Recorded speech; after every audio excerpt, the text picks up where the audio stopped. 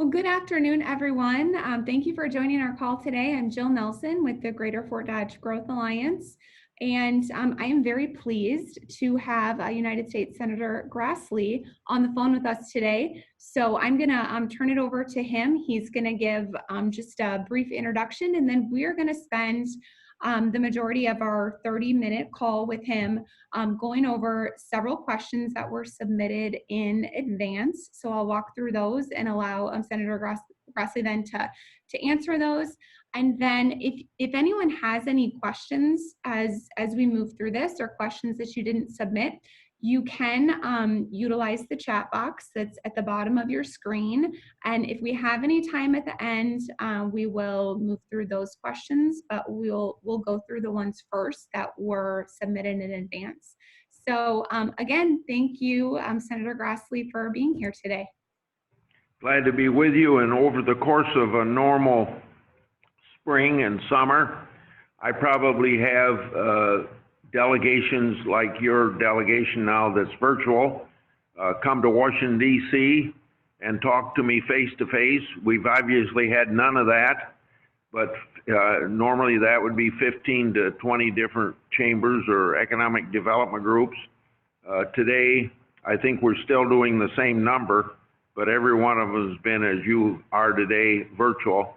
And I think I've noticed one advantage to doing it virtual, and that is that I seem to have many more people listening or talking than when I have a delegation actually fly out here and come to my office. So it does give me the additional opportunity to converse with constituents that maybe I wouldn't see face to face. So with that opening and a thank you for this opportunity, I'm ready for whatever you want to ask me.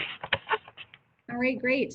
Well, we're going to start with one of the questions that was submitted, and it is, can you share with us your views on what Congress should do now to ensure the aging service providers have the resources they need to prepare for the fall and ongoing, especially related to PPE, noggin testing for COVID, and reopening?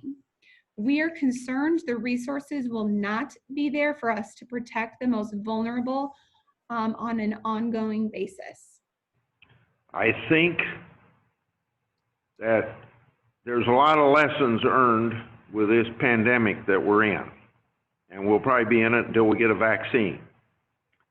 But one of the lessons that surely was learned, that we was not supplied enough. And that isn't just at the federal level, that would be at the state level, and probably at the hospital level. At the hospital level, it was probably based on what we normally consider a very reasonable financial management tool, and that would be on-time delivery of whatever they needed. So you don't tie up a lot of resources in inventory. But whether it's at the local level, state level, or federal level, there hasn't been enough. Now I hope with everybody manufacturing ventilators, that was the first complaint we heard in February and March. Hopefully we're never going to run out of ventilators again. If we're shipping some of them overseas to help other countries, I think that speaks for itself. The next one was testing, having enough testing. Well, if I told you the first Tuesday of March, some Navy doctor comes to the Republican caucus and says, this is how we're taking your test. You stick this thing up your nose, you put it in this tube, you reduce it down to 5 or 8 degrees, I think. You ship it off, wait 5 or 6 days to get a result. Well, we wouldn't be testing anybody today, and I think we've tested 26 or 30 million people, somewhere in that range. Because the private sector, which is smarter than the government, had all sorts of research available to get testing. So that, and then maybe maybe we shut down the economy too much. I don't want to draw that conclusion for sure, but we don't want to draw it down. Maybe we draw it down too much.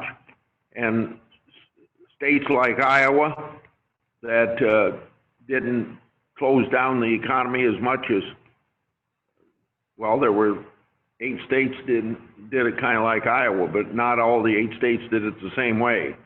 But the bottom line of it was, maybe some people shut down the economy too much. So I think that lessons learned on, because you were asking mostly about supplies. If you're asking about something else, then I'd have to give you a different answer. But I hope with PPEs and ventilators and testing and all that, we're not going to be caught up short like we were before. I can't guarantee that to you, but these are lessons learned, and we surely learned it on ventilators. But I also get a report once a week of all the hundreds of millions of face masks that are being made. And I think to myself, how could we use so many face masks?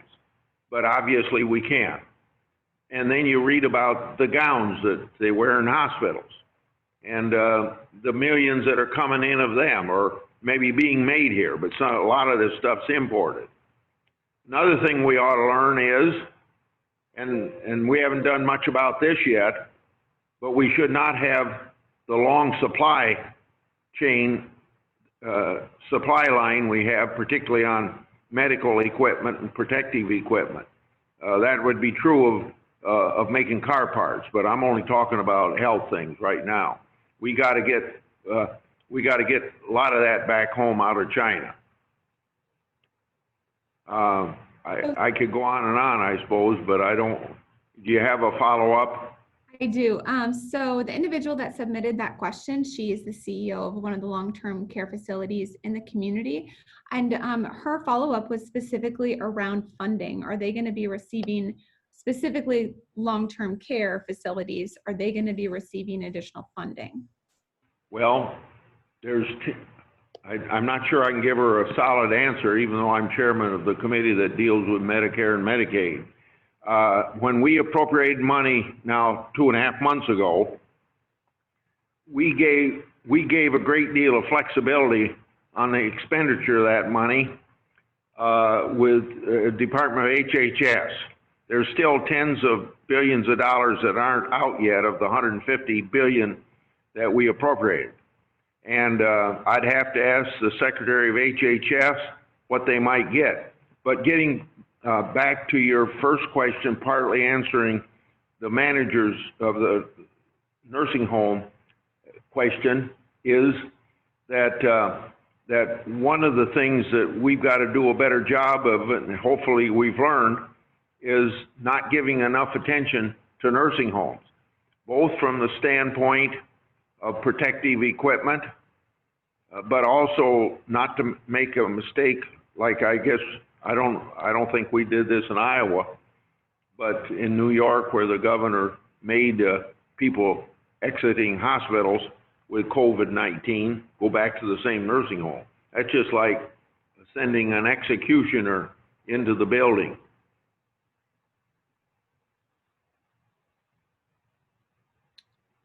Okay, thank you. Along those lines, we did have one individual who provided a comment just saying, thank you, Senator Grassley, for your advocacy for Medicaid providers. Yeah, and that's something that we were probably almost 2 months into the expenditure of this it's actually $175 billion for health.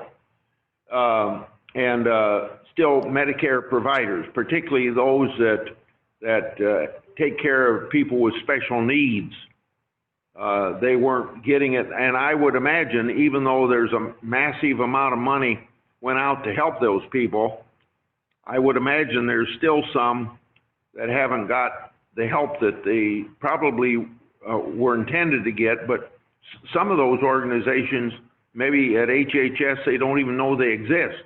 So if there's anybody out there that should have gotten some money to help the people with special needs and special disabilities and all that stuff, you ought to let us know so we could check on it for you.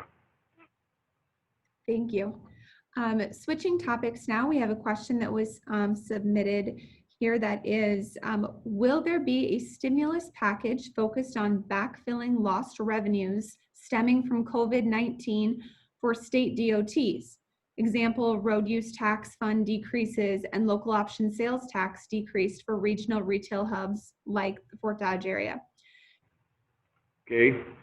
I'm going to speak around that question because I can't give a definitive answer, only to say that I really believe that there's going to be a second one, nothing like what the House of Representatives passed a month ago, but there will be a sizable one. And my guess is it will include some benefit for lost revenue for state and local government. But the size of that is going to be determined, and this is where I'm going to talk around the question instead of directly to the question. We've had $150 billion go out for state governments. A few cities got some, but no cities in Iowa. In other words, the cities had to be over $500,000. So the extent to which, like Iowa got 1 2/10 billion, I can't even tell you what Iowa's used their 1 2/10 billion on and how much of it's left. But we need to make a determination of what's been done with that money and how much hasn't been spent.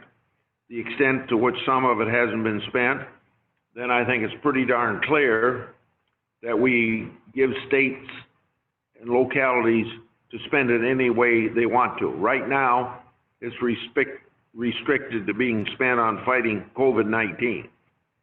So if the question is only about state and local revenue, I will stop there. But maybe I ought to add that that's not the only issue where you're in doubt. For instance, the extent to which the economy is turning around well, there might be less money in the CARES 2 Act. If it's turning around slower, that would probably mean more money. And then there's 150 billion in the what you call the Paycheck Protection Act, PPP. That was for small business. And the extent to which 150 of that isn't spent, that could be spent elsewhere. But I think the first thing we're going to do before we add X number of dollars to state and local is determine what's been done with the first $150 billion and how much of it isn't spent because it might not be needed on fighting COVID-19, then give them flexibility to spend it wherever the governor and legislatures want to spend it. Okay, thank you. Switching topics again, we had another question that was submitted related to ethanol. So COVID-19 has had a significant impact on the ethanol industry. Please comment on the small oil refinery exemption relative to ethanol and what the future holds for the ethanol industry. Well, I think as long as we have cars and as long as we have dirty air or global warming and all that stuff, we're going to have a market for ethanol. I don't think every car is going to be a battery-driven car, at least not in my lifetime. So I think the future is good. Now, I know that there's 140 plants in the United States shut down completely or partially shut down, and because people weren't driving. Same thing hit the oil industry, only the oil industry's probably got more staying power than what ethanol has. So I'm going to answer your question based upon two conversations last week. A week ago today, I questioned the nominee who's going to be Deputy Director of Energy Department, Deputy Secretary of Energy. By the way, that was not satisfactory enough for Joni Ernst. I think I read in the paper where she put a hold because she's not and I don't find any fault with her putting a hold on that nomination. Yep, on an EPA nomination, Oh, different nomination. oh, I'm sorry. My staff just corrected me. It was on a different nomination for EPA. But anyway, she put a hold on because she's sick and tired of getting yanked around on what explanations we get from them. Then the second telephone conversation I had, and Ernst was on this one with me, was with Wheeler again, EPA director. So what you're asking, what this questioner is asking about is what we call gap waivers. Now, the theory here is that somehow if you didn't get a waiver in 2020, you can go back and ask for waivers for years 2011, 12, 13, 14, 15. And that doesn't meet the common sense test because waivers are supposed to only give if you got extreme hardship. And that's what the law says, extreme hardship. So if you didn't have extreme hardship back then to ask for it, how would you get it? Well, that's what's called a gap waiver. So the normal sense is you shouldn't even be considering these things. So I asked Wheeler, and Joni Ernst asked it too, why do you have to take these waivers? Well, Wheeler says the law says we can't take them. The law doesn't say he has to give them. And I kind of get the feeling that even if he thought that they were justified back then, that I don't know what I could do to help him because there's no RINs from those years left over. And so that's kind of what I heard from Wheeler. Then from I forget his name, the nominee for Deputy Secretary of Energy. He says, we asked how this gap stuff can work. And he says, did he say it was a head scratcher? Yeah, he said it was a head scratcher. So it sounded to me like they have some doubts about, maybe they don't have doubts about the refineries asking for these waivers, but just exactly how they can accommodate them. So right now, I'll stop here when I say we're stronger now than we've been since we have this 10th Circuit Court of Appeals, a decision that was very favorable to ethanol industry by saying EPA had already given out too many waivers. Next question. Thank you.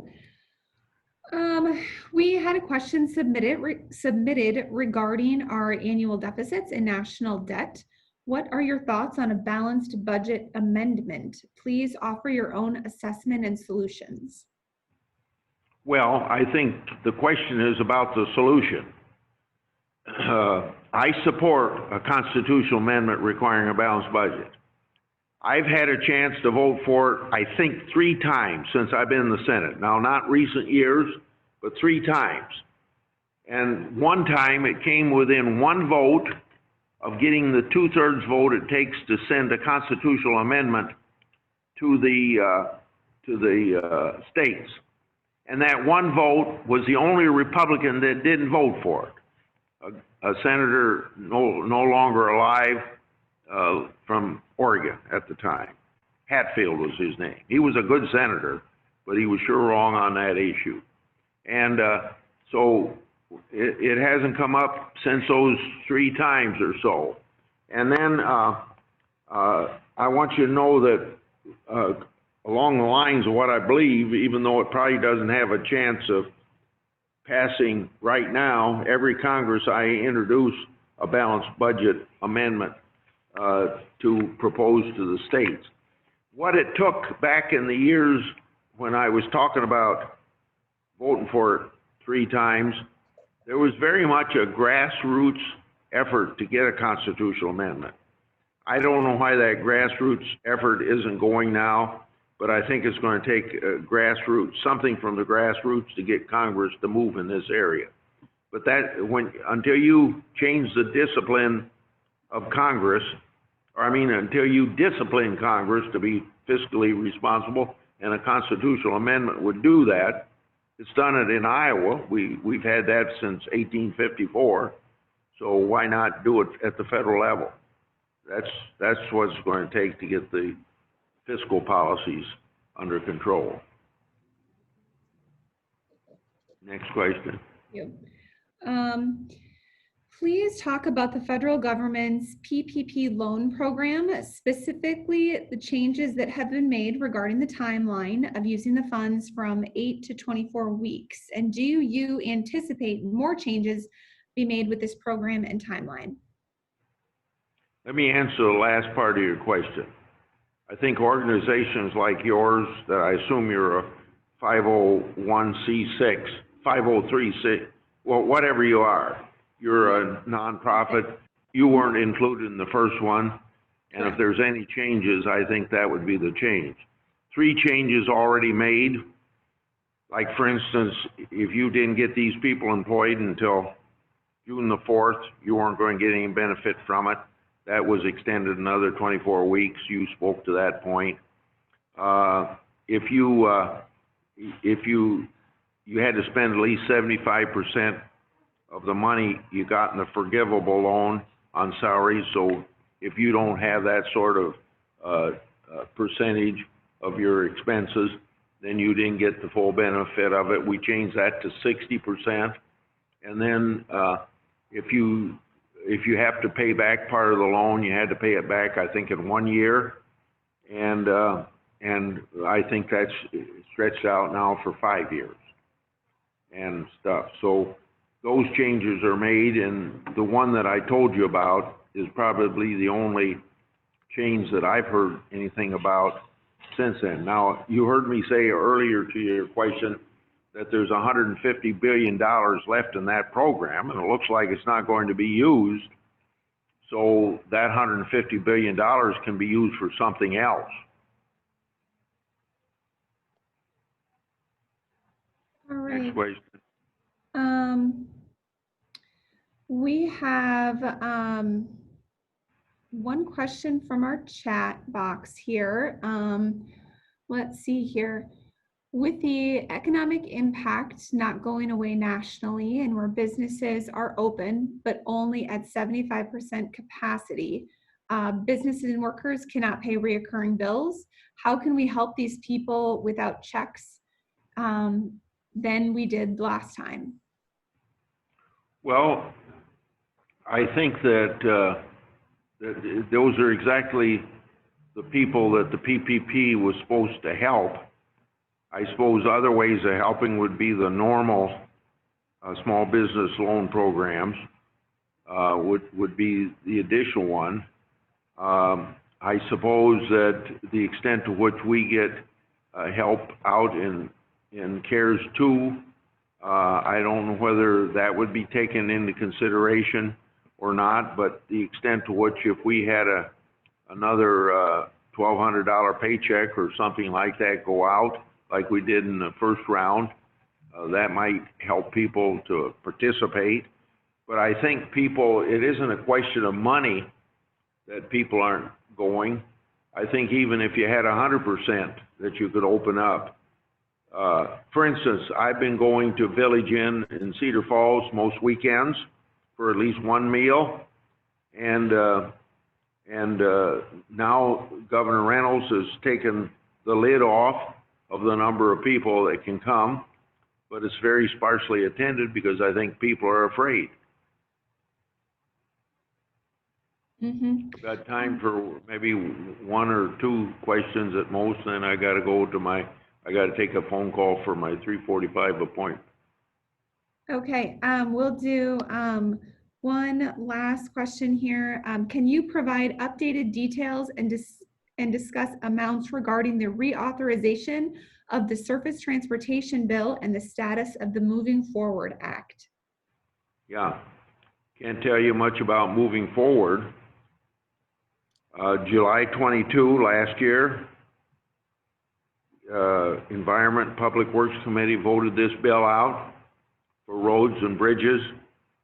There's a couple other committees usually right along with that, but those other committees, like for instance, municipal infrastructure or for Amtrak, et cetera. And I suppose municipal busing.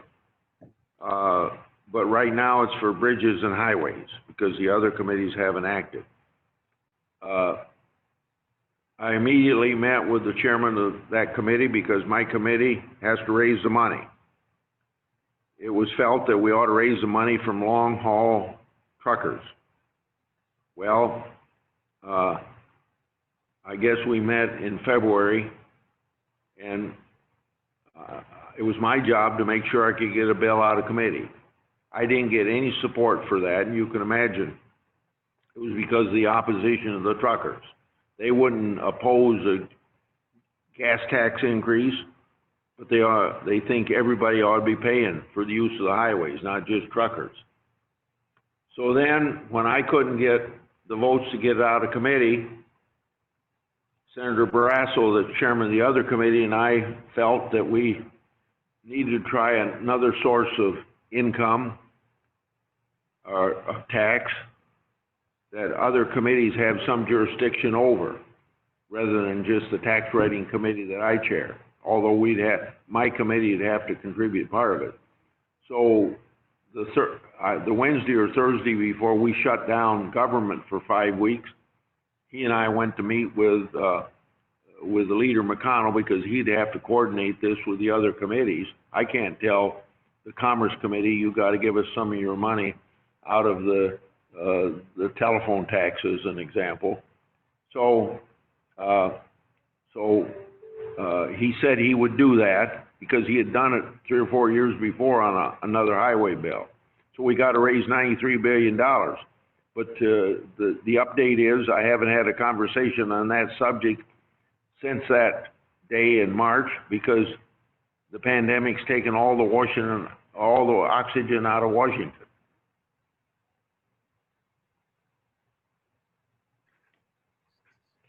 All right. Thank you. You bet, and thanks to all of you for listening. And don't forget, you don't have to wait until you get zoomed into me. We take email all the time or call my office. The people at the front desk are always got the phone at their ear, so we got constituents calling in all the time. Or if you email me, by the way, if you call in, leave your name and address, and we answer on paper. In the case of your email, we usually respond by email, and we promise to answer every one of those. So if you don't get an answer, make sure I'm noted of it so I can find out what fell through the cracks. Okay, thank you all very much. Goodbye. Thank you.